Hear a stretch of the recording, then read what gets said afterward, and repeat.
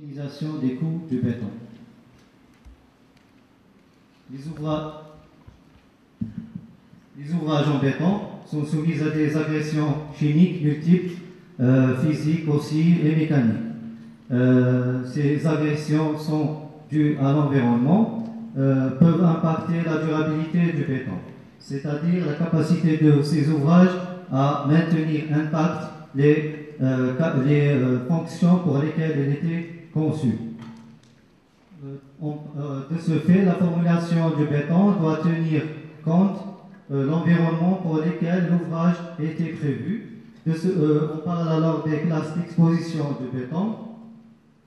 La norme définit six catégories de classes d'exposition, où il n'y a aucun risque, où il y a risque de carbonatation, où il y a le risque de chlorure de l'eau de mer et autres que marines, le phénomène gel-dégel et les autres attaques chimiques.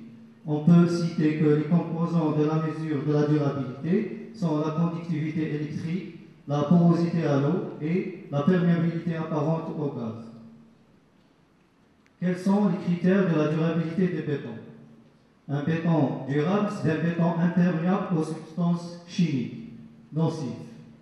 On peut citer comme premier exemple la carbonatation. Donc la carbonatation est un phénomène chimique présent dans une structure en béton tout au long de sa vie. Le gaz carbonique présent dans l'air en présence de l'humidité va réagir avec la chaux hydratique de ciment Portland. Ces réactions vont engendrer une chute de pH d'une valeur supérieure à 11 à une valeur inférieure à 9.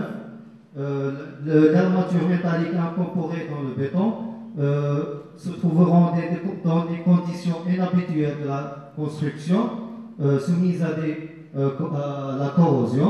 Donc la carbonatation engendre une augmentation de volume de l'acier jusqu'à 6 fois. Cela a pour effet d'éclater le béton. Le deuxième exemple, l'attaque des sulfates. Les sulfates des eaux souterraines et des sols réagissent avec la portlandite, mais aussi avec les différents produits d'hydratation de ciment. L'attaque par les sulfates provoque une expansion destructive et une chute de résistance du béton due à une perte de cohésion de la pâte de ciment hydraté et une désagrégation entre la pâte et les granules. Donc les bétons attaqués par les sulfates ont un aspect blanchâtre.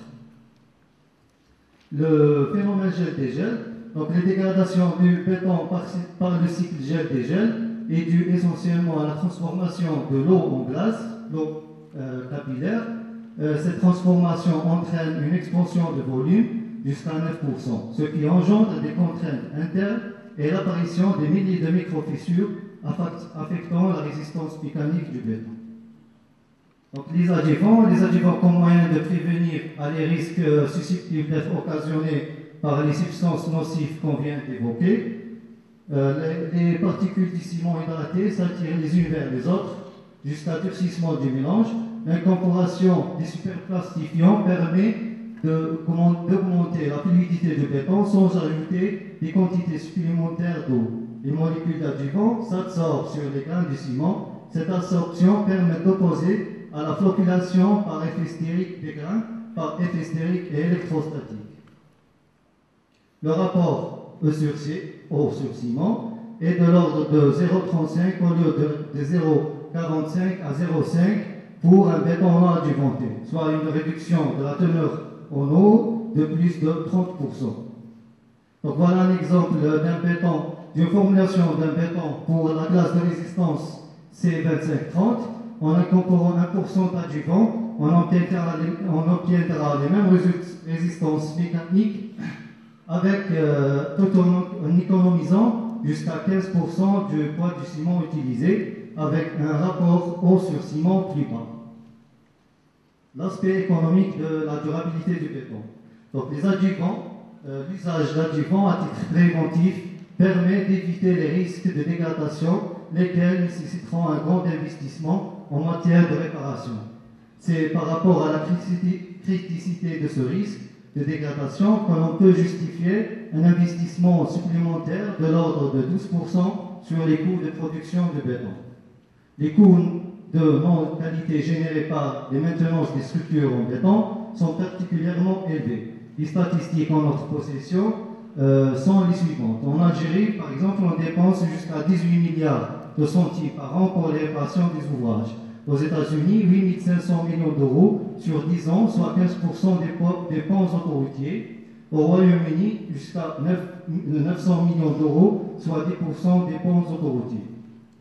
L'évaluation des frais d'entretien des structures en béton, indispensable pour maintenir la fonction d'usage de l'ouvrage, est de l'ordre de 40% du coût total des bétons. Un béton durable procure des avantages nécessairement recherchés par les maîtres d'ouvrage. L'amélioration du confort de la bâtisse au plan des performances thermiques et acoustiques, l'augmentation de la rentabilisation du matériel jusqu'à 15%, l'augmentation de la réduction des délais d'exécution, l'élimination jusqu'à 80% des réserves sur la qualité lesquelles engendrent des dérives de délais et des coûts du projet. En conclusion, on peut citer que le béton étant ainsi exposé à des agents chimiques, il est essentiel qu'il soit compact. En effet, il ne faut en aucun cas permettre la pénétration des agents agressifs à l'intérieur du béton. Un béton durable est un béton adjuvanté. Les adjuvants permettent ainsi d'optimiser la qualité du béton, de contribuer à la rentabilité financière de l'entreprise de réalisation grâce à une optimisation des coûts de revient, d'assurer une durabilité des structures et minimiser de ce fait les coûts de maintenance. Donc Granitex, votre partenaire, pour ajouter de la valeur à vos projets. Et merci pour votre attention.